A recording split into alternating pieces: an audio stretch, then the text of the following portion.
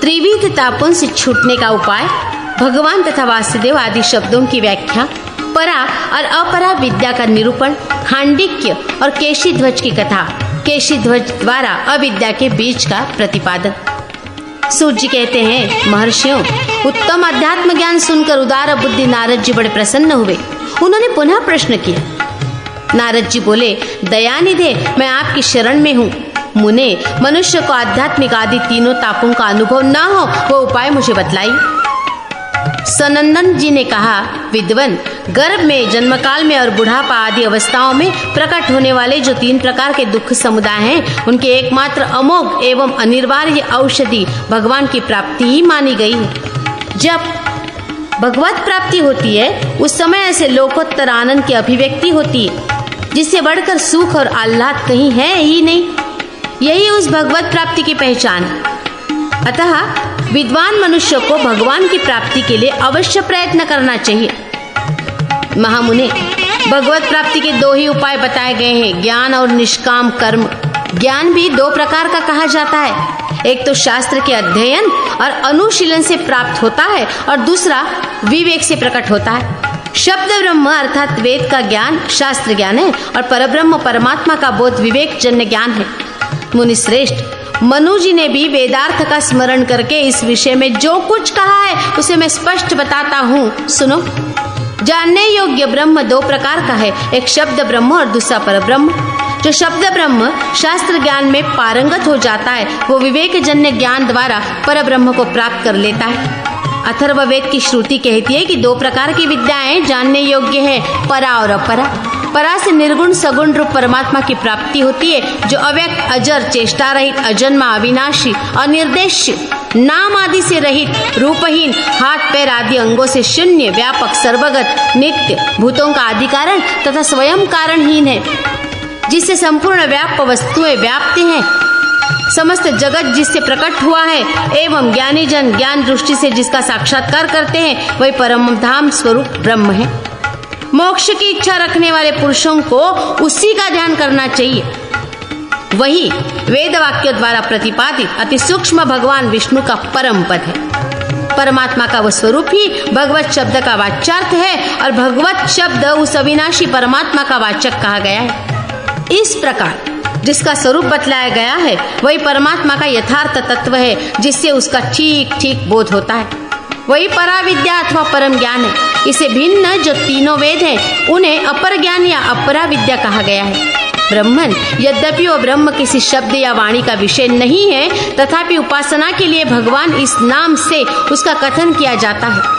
देवर्षे, जो समस्त कारणों का भी कारण है, उस परम शुद्धि महाभूति नाम वाले परब्रह्म के लिए ही भगवत शब्द का प्रयोग हुआ है। भगवत शब्द के भकार के 2 अर्थ हैं, संभरता, भरण पोषण करने वाला, तथा भरता, धारण करने वाला। मुने, गकार के 3 अर्थ हैं, गमयिता, प्रेरक, नेता, संचालक तथा स्रष्टा, जगत की सृष्टि करने वाला। भ और ग के योग से भग शब्द बनता है जिसका अर्थ इस प्रकार है, संपूर्ण ऐश्वर्य, संपूर्ण धर्म, संपूर्ण यश, संपूर्ण श्री, संपूर्ण ज्ञान तथा संपूर्ण वैराग्य, इन 6 का नाम भग है। उस सर्वात्मा परमेश्वर में संपूर्ण भूत प्राणी निवास करते हैं तथा वह स्वयं भी सब भूतों में वास करता है। इसलिए वह अव्यय परमात्मा ही वह कारक का अर्थ है। साधु शिरोमणे, इस प्रकार भगवान ये महान शब्द परब्रह्म स्वरूप भगवान वासुदेव का ही बोध कराने वाला है। पूज्य पद का जो अर्थ है उसको सूचित करने की परिभाषा से युक्त ये भगवत शब्द परमात्मा के लिए तो प्रधान रूप से प्रयुक्त होता है और दूसरों के लिए गौण रूप से। जो सब प्राणियों की उत्पत्ति और प्रलय को, आवागमन को तथा विद्या और अविद्या को जानता है वही भगवान कहलाने योग्य है। त्याग करने योग्य अवगुण आदि को छोड़कर जो अलौकिक ज्ञान, शक्ति, बल, ऐश्वर्य, वीर्य और तेज आदि सद्गुण हैं वे सभी भगवत शब्द के वाच्यार्थ हैं। उन परमात्मा में संपूर्ण भूत वास करते हैं और वह भी समस्त भूतों में निवास करता है, इसीलिए उसे वासुदेव कहा गया है। पूर्व काल में खांडिक के जनक से उनके पूछने पर केशी ध्वज ने भगवान अनंत के वासुदेव नाम की यथार्थ व्याख्या इस प्रकार की थी। परमात्मा संपूर्ण भूतों में वास करते हैं और वे भूत प्राणी भी उनके भीतर रहते हैं तथा वे परमात्मा ही जगत के धारण पोषण करने वाले और सृष्टा हैं। अतः उस सर्वशक्तिमान प्रभु को वासुदेव कहा गया है। मुने, जो संपूर्ण जगत के आत्मा तथा समस्त आवरणों से परे हैं, वे परमात्मा संपूर्ण भूतों की प्रकृति, प्राकृत विकार तथा गुण और दोषों से ऊपर उठे हुए हैं। पृथ्वी और आकाश के बीच में जो कुछ स्थित है वह सब उन्हीं से व्याप्त है। संपूर्ण कल्याणमय गुण उनके स्वरूप हैं। उन्होंने अपनी शक्ति के लेश मात्र से संपूर्ण भूत समुदाय को व्याप्त कर रखा है। वे अपनी इच्छा मात्र से मन के अनुकूल अनेक शरीर धारण करते हैं और सारे जगत का हित साधन करते रहते हैं। वे तेज, बल, ऐश्वर्य, महान ज्ञान, उत्तम वीर्य और शक्ति आदि गुणों की एकमात्र राशि, प्रकृति आदि से भी परे हैं और उन समस्त कार्य कारणों के स्वामी परमेश्वर में समस्त क्लेशों का सर्वथा अभाव है। वे सबका शासन करने वाले ईश्वर हैं। व्यष्टि और समष्टि जगत उन्हीं का स्वरूप है। वे ही व्यक्त हैं और वे ही अव्यक्त। वे सबके स्वामी, संपूर्ण सृष्टि के ज्ञाता, सर्वशक्तिमान तथा परमेश्वर नाम से प्रसिद्ध है, जिसके द्वारा निर्दोष, विशुद्ध, निर्मल तथा एकरूप परमात्मा के स्वरूप का साक्षात्कार अथवा बोध होता है। उसी का नाम ज्ञान है और इसके विपरीत जो कुछ है वो अज्ञान कहा गया है।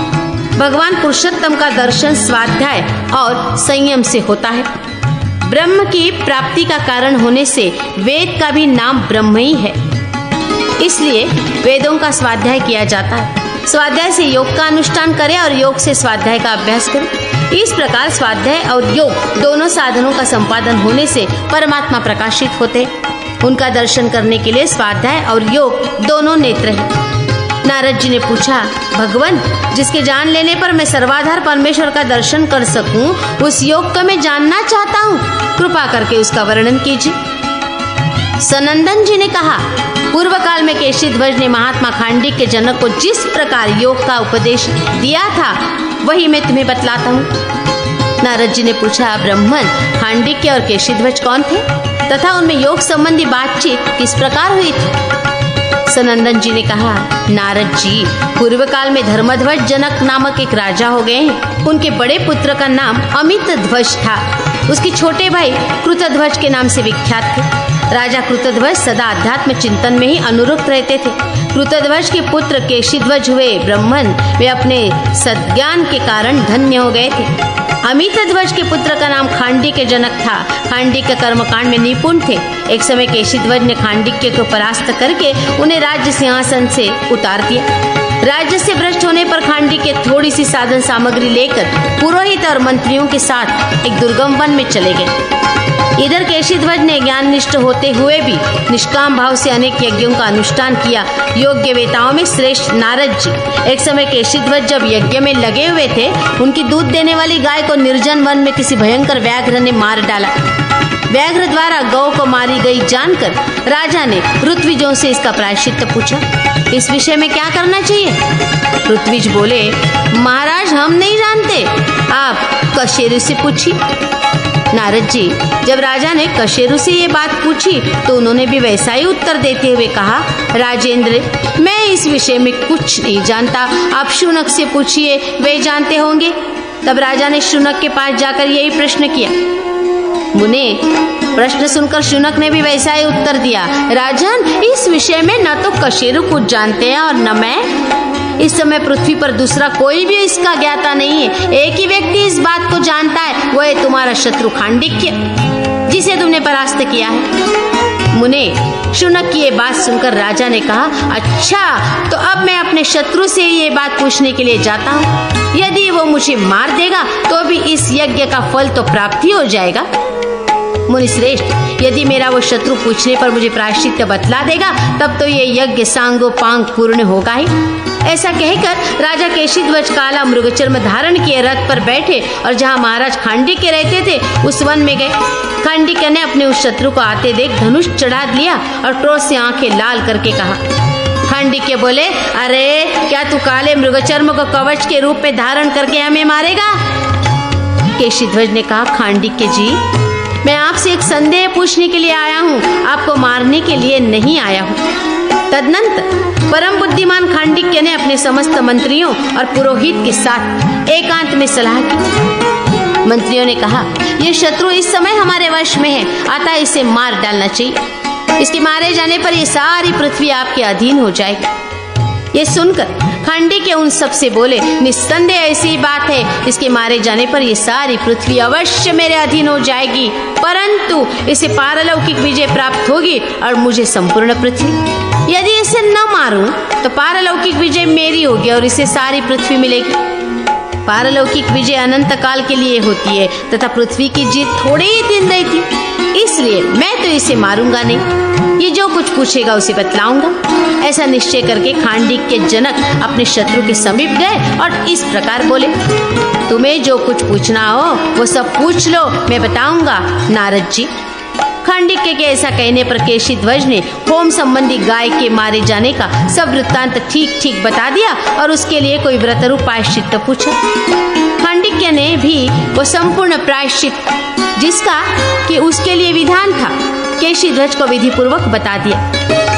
सब बातें जान लेने पर महात्मा खांडिक्य की आज्ञा ले केशीध्वज ने यज्ञ भूमि को प्रस्थान किया और वहां पहुंचकर क्रमशः प्रायश्चित का सारा कार्य पूर्ण किया। फिर धीरे धीरे यज्ञ समाप्त होने पर राजा ने अवभ्रूस्थ स्नान किया। तत्पश्चात कृतकार्य होकर राजा केशीध्वज ने मन ही मन सोचा, मैंने संपूर्ण ऋत्विजों को पूजन तथा सब सदस्यों का सम्मान किया, साथ ही याचकों को भी उनकी मनोवांछित वस्तुएं दी। इस श्लोक के अनुसार जो कुछ कर्तव्य था वो सब मैंने पूरा किया, तथापि न जाने क्यों मेरे मन में ऐसा अनुभव होता है कि मेरा कोई कर्तव्य अधूरा रह गया है। इस प्रकार सोचते सोचते राजा के ध्यान में ये बात आई कि मैंने अभी तक खांडिक्य जी को गुरु दक्षिणा नहीं दी है नारद जी। तब वे रथ पर बैठकर फिर उसी दुर्गम वन में गए जहाँ खांडिक्य रहते थे। खांडिक्य ने पुनः उन्हें आते देख हथियार उठा लिया। ये देख राजा केशीध्वज ने कहा, खांडिक्य जी क्रोध न कीजिए, मैं आपका अहित करने के लिए नहीं, गुरु दक्षिणा देने के लिए आया हूँ। आपके उपदेश के अनुसार मैंने अपना यज्ञ भली भांति पूरा कर लिया है, अतः अब मैं आपको गुरु दक्षिणा देना चाहता हूँ, आपकी जो इच्छा हो मांग लीजिए।